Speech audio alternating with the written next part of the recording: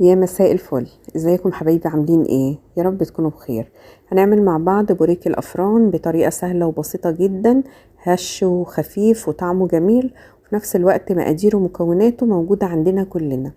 المقادير عبارة عن معلقة كبيرة من السكر، عندي بضاية فصلت البياض عن الصفار، ده في طبق وده في طبق، معلقة خل كبيرة، معلقة صلصة او معجون طماطم كبيرة، نص كوباية زيت، نص كوباية مية دافية، خميرة وبيكنج باودر.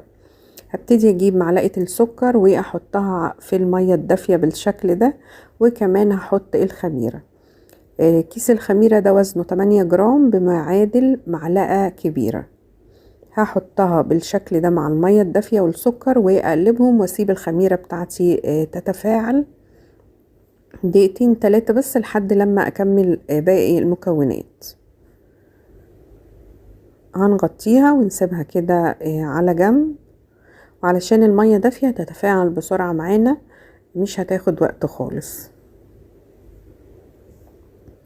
كده تمام، بقت جاهزة معايا. هبتدي اجهز الدقيق. انا هستعمل دقيق متعدد الاستخدامات او الاستعمالات، هاخد منه 4 كوبايات بالمج الازاز بالشكل ده.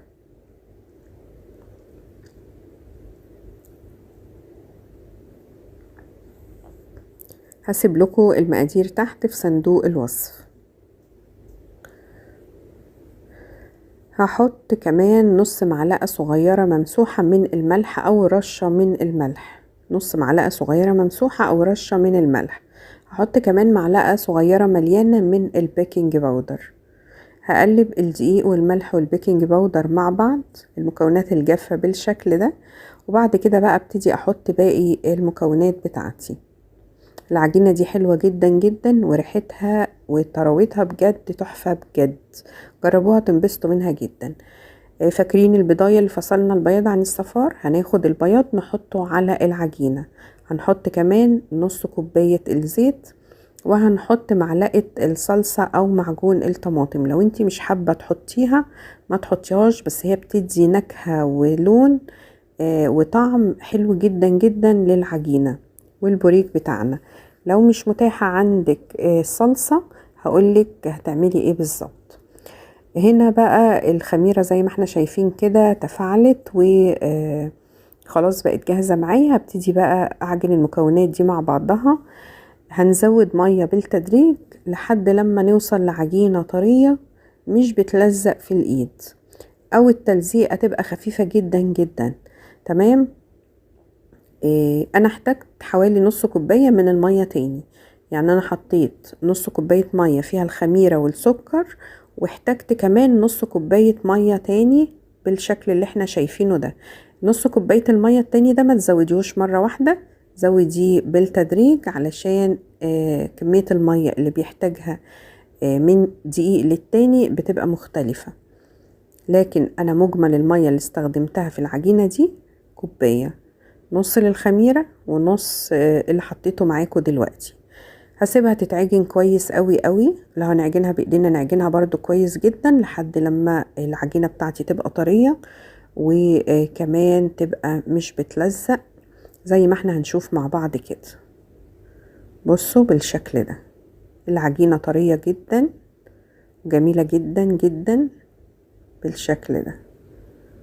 بصوا قد ايه طرية وحلوة.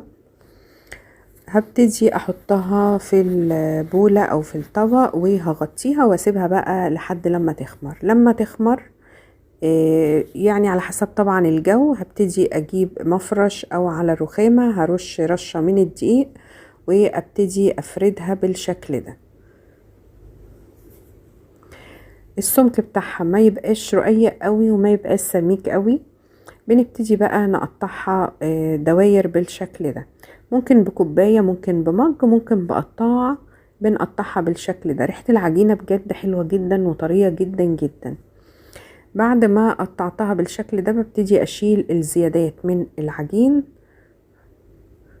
واعجنها تاني كويس جدا، واركنها في البولة برضو واغطيها واسيبها شوية ترتاح لحد لما اخلص العجينة دي واحشيها، وبعد كده ارجع تاني اشتغل فيها وافردها واقطعها بنفس الطريقة. هنا جبت جبنة، اي نوع جبنة بقى انت حباه، وبتدي تاخدي منه كمية وتحطي في الدوائر اللي قطعتيها بالشكل ده. بصوا بقى بنلزقها مع بعض بالشكل اللي احنا شايفينه، بنضغط بالشكل ده ونقفلها زي ما بنقفل القطايف. ضروري نضغط عليها كويس جدا ونقفلها كويس جدا علشان ما تفتحش مننا، لانها لسه هتخمر ولسه كمان هتزيد في الفرن، فضروري نقفلها كويس جدا. بعد ما قفلناها زي القطايف كده بقى، بصوا هنبتدي نبططها بالشكل ده. بصوا بنضغط عليها كده في النص ولتحت، ونلفها ونبططها برضو بالشكل ده، ونحاول نخلي شكلها زي ما احنا شايفين. سهلة جدا جدا وبتتعمل بمنتهى السهولة. حجمها يتضاعف على فكرة، فانتي خليها صغيرة، ما تكبريهاش قوي علشان ما تبقاش عاملة زي الفينو، لان لو كبرتيها قوي تبقى عاملة زي الفينو الصغير. فانتي يعني خلي حجمها صغير، هتبقى حلوة وجميلة جدا. بصوا اعملها معاكم تاني. بصوا بين صوابعي كده، وببتدي اضغط على العجينة واقفلها كويس جدا، ما كترش جبنة علشان ما تخرجش مني وانا بقفلها. تقدري تعمليها باي نوع جبنة انت عايزاه، حتى لو حابة تحطي فيها جبنة قديمة، بس طبعا ما تكتريش عشان ما تبقاش حادقة. اعمليها جبنة كريمي، جبنة كيري، اي نوع جبنة قريش، اعملي زي ما انت عايزة.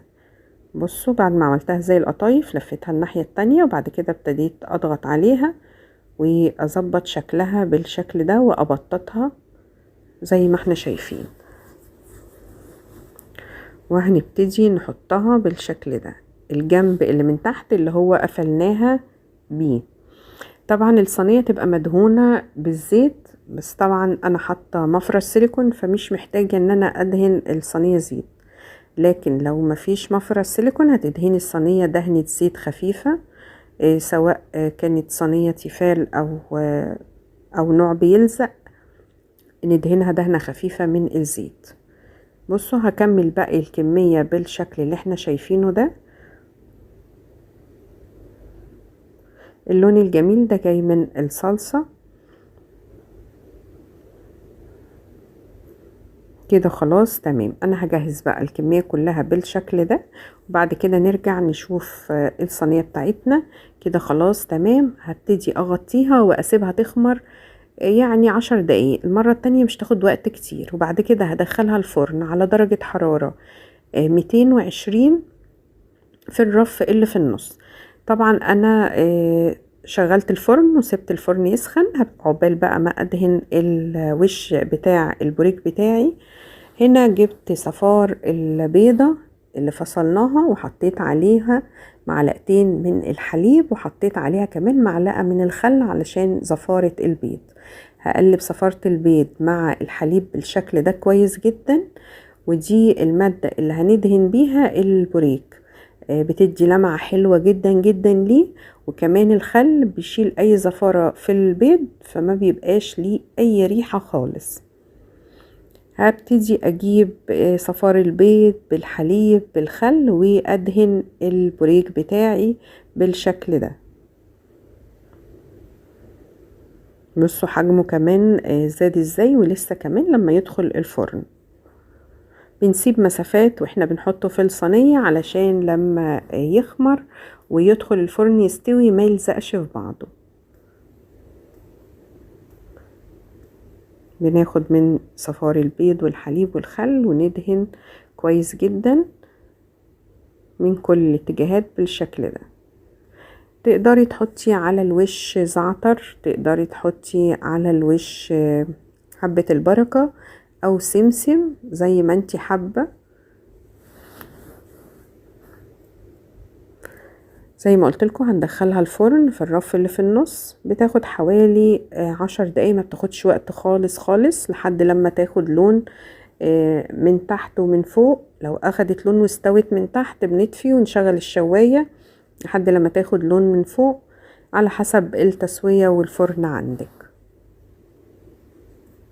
كده هدخلها الفرن بعد ما احط عليها حبة البركة، ولما تخرج بقى نشوف شكلها ونشوف قد ايه هي جميلة وهشة وسهلة جدا جدا. طبعا ده نص العجين، لكن في نص تاني اللي جمعته لما قطعناه سبته يخمر، وهكمله هيعمل اقل من صينية تاني. يعني بصوا 4 كوبايات من الدقيق عملوا معانا كمية كبيرة جدا جدا من البوريك. كده بعد ما خرجته من الفرن بصوا الريحة والطعم بجد تحفة جدا جدا جدا. عايزة اقول لكم ان اللون كمان مش باين قوي هنا، او الاضاءة مش قوي.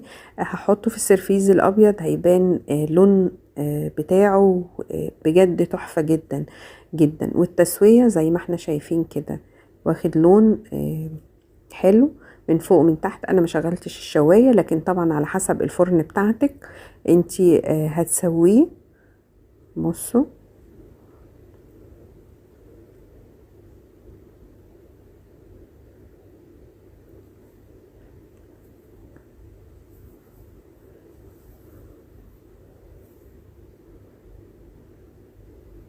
بصوا لسه سخن، يعني لسه ما بردش.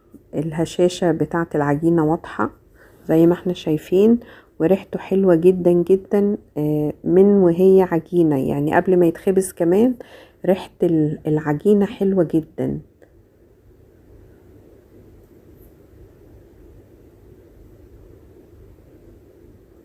هكمل انا باقي الكمية، بس انا حبيت اوريكم النتيجة لانها سخنة وجميلة واتاكلت. عايزة اقول لكم انها اتاكلت قبل ما اكمل باقي التسوية بتاعة العجينة.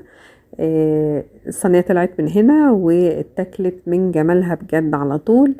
ممكن نعمل كمية كبيرة ونحطها في الفريزر ونخرج على قد ما احنا عايزين، نسيبها برا مجرد يعني 5 دقايق نلاقيها فكت، او نحطها في الميكروويف ترجع تاني كأنها طازة او لسه عاملينها.